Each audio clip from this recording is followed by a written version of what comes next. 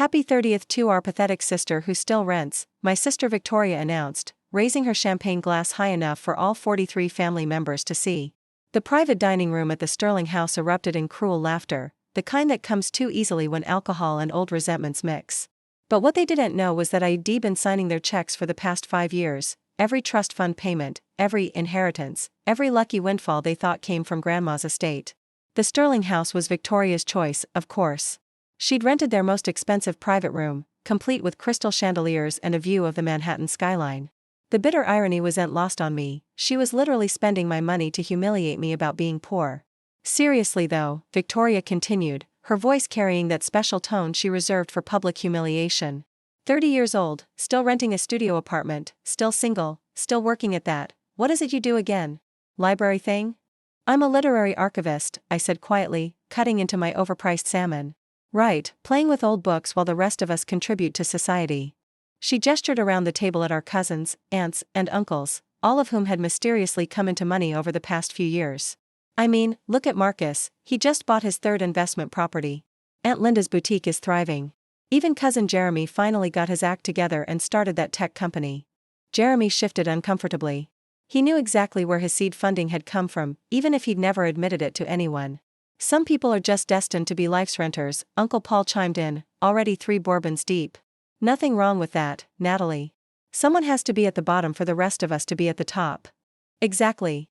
Victoria beamed. Though I do wonder sometimes if Mom and Dad would be disappointed.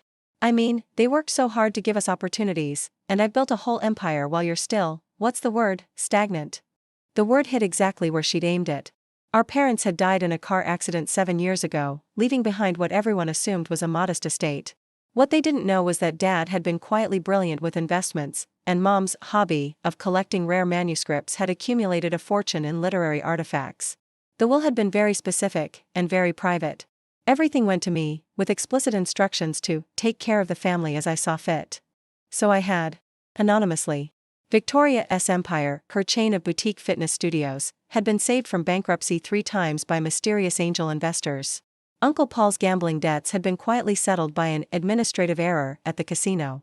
Cousin Jeremy's tech company only existed because someone had anonymously paid off his student loans and given him a grant to pursue his dreams. Every single person laughing at me right now was living off my money. You know what? Victoria stood up, swaying slightly. Let's make a toast.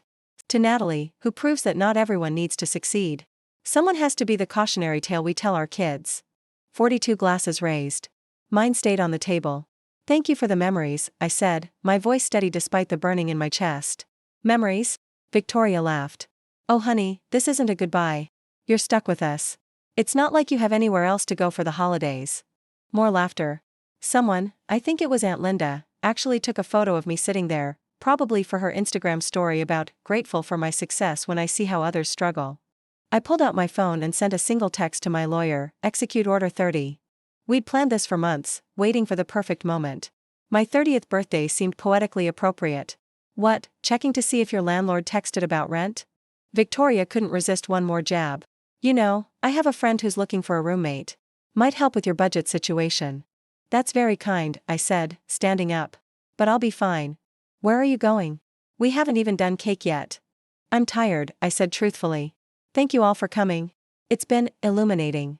I left them there, laughing and drinking wine I'd unknowingly paid for, in a room rented with my money, celebrating their success that existed only because of my silence. The next morning came fast. I was sitting in my pathetic studio apartment, which was actually the penthouse of a building I owned, designed to look like a studio from the outside, when my phone started buzzing. Victoria's call came at 8:47 a.m. I let it go to voicemail. She called again at 8:48, 8:52, 8:56. Finally, I picked up. What did you do? She screamed. Good morning to you too, I said, sipping my coffee while looking out at Central Park. What seems to be the problem? Don't play dumb. The lawyer. The trust fund. It's gone. What trust fund? The one from Grandma. The one that pays out $50,000 every month. It just stopped. That's strange, I said. Grandma's estate was settled years ago. She only left a few $1,000s, remember? You made quite a point of complaining about it at her funeral. But I've been getting payments for years. They said it was from her estate. Must be some mistake, I said. Maybe you should call the law firm. I did. They said to talk to the benefactor. They said the anonymous benefactor has chosen to redirect the funds. Anonymous benefactor? I feigned surprise. Victoria, are you telling me you've been receiving $50,000 a month from someone you don't even know? Silence. I could practically hear her brain working, trying to process the implications. It has to be from family money, she said weakly. Our parents left everything to charity, remember? You were very vocal about how selfish that was. That's what they told us, but what? You assumed there was secret money? And that someone was just giving it to you? For nothing? I earned it. My business. Your business that's never turned a profit? The one that somehow stays afloat despite hemorrhaging money? How exactly does that work, Victoria? More silence. It was you. Her voice was barely a whisper.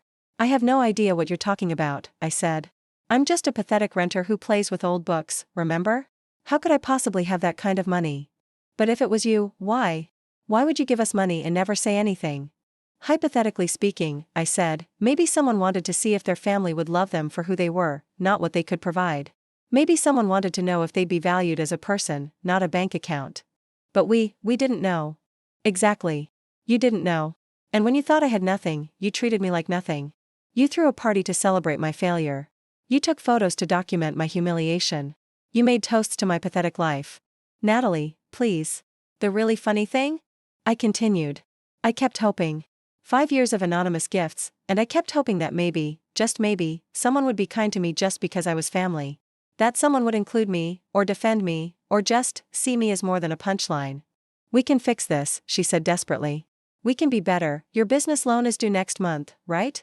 The one for $3 million? The one you've been making minimum payments on because you assumed the trust fund would always be there? She gasped. How do you know about that? I know about everyone's debts, Victoria. Uncle Paul's mortgage on that house he can't afford. Jeremy's investor agreements that he's been floating on trust fund payments. Aunt Linda's boutique that's never made a dime but somehow stays open. You've been watching us? I've been taking care of you. All of you. For 5 years, I've been the safety net you didn't know existed. And what did I get in return? Mockery. Humiliation. Cruelty. We'll pay you back. With what? None of you have any actual money. You've been living off my generosity while telling me I'm a failure. My phone beeped with incoming calls. Uncle Paul. Jeremy. Aunt Linda. Word was spreading fast. The building you're living in? I added. The one with the mysteriously low rent? I own it. The car you drive? I hold the lease. Stop, Victoria sobbed. Please, just stop. Why? Am I embarrassing you? Making you feel small? Welcome to every family gathering for the last 5 years. What do you want? Nothing, I said. That's the beautiful irony. I don't want anything from any of you. I never did. I just wanted a family that loved me for me, not for what I could give them. We do love you. No, you love the idea of being superior to me. You love having someone to look down on. You love feeling successful in comparison to my perceived failure. That's not true. Then why did you never once, in 5 years, invite me to something that wasn't an opportunity to humiliate me?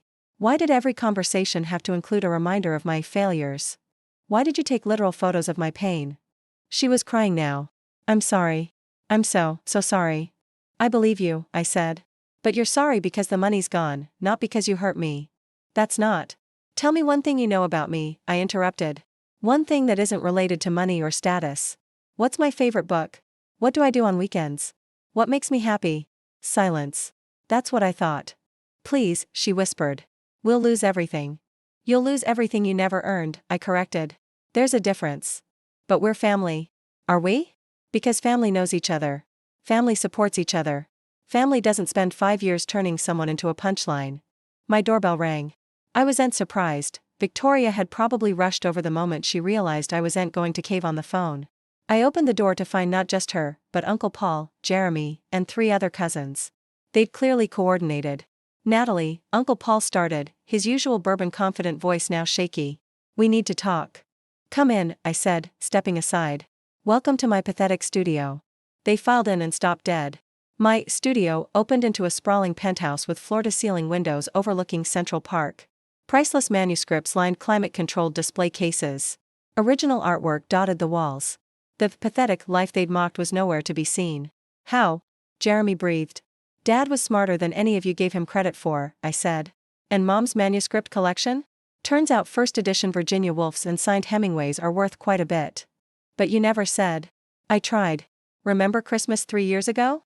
I mentioned I'd made some good investments. Victoria interrupted to joke about investing in lottery tickets.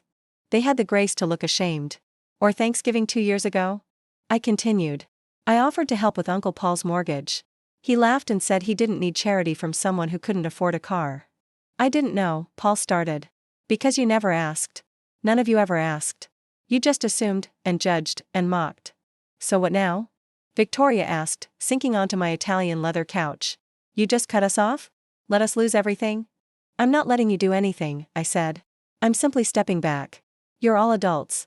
Figure it out. But we're family. It seemed to be their only argument. Then act like it, I said. Learn my middle name. Ask about my work, my real work, not the version you created to feel superior. Remember my birthday without Facebook reminding you. Treat me like a person, not a punchline. If we do that, will you? No, I cut Jeremy off. This isn't a transaction. You don't get to be nice to me now in exchange for money. That ship has sailed. So we're just supposed to lose everything? You're supposed to learn what I've known for 30 years, how to make it on your own. How to budget, and struggle, and work for things instead of having them handed to you by someone you don't even respect. They left eventually, shell-shocked and silent. Over the next few weeks, I watched from a distance as their carefully constructed lives crumbled. Victoria's fitness empire folded within a month.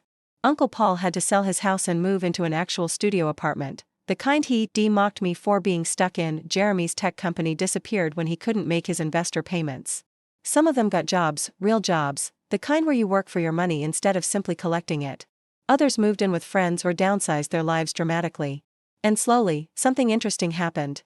About 6 months later, I got a text from Jeremy. Hey, I know you don't owe me anything, but I just wanted to tell you I finally read that manuscript you archived last year. The one about resilience. I understand why you love your work now. A month after that, Aunt Linda sent a card, not asking for money, just sharing that she'd gotten a job at a local library and thought of me every day. One by one, they began reaching out, not for handouts, but for connection. Real connection. The kind that doesn't come with a price tag or an expectation. Victoria was the last to contact me, almost a year after the birthday dinner. She asked to meet for coffee, her treat, she insisted, even though I knew she was working 2 jobs to pay off her debts. I've been thinking, she said, stirring her coffee nervously.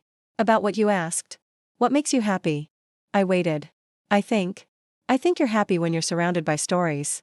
Not just books, but the stories they tell, the lives they've lived. I remember now, you used to tell me about the inscriptions you'd find, the love notes and margins, the history in the pages. It was the first time in years she'd actually seen me. I'm not asking for money, she added quickly. I'm not asking for anything. I wanted you to know that I remember. And I'm sorry. Not sorry for losing the money, sorry for losing you. We're not close now. Too much damage was done for that. But we're working on it, slowly, one genuine conversation at a time.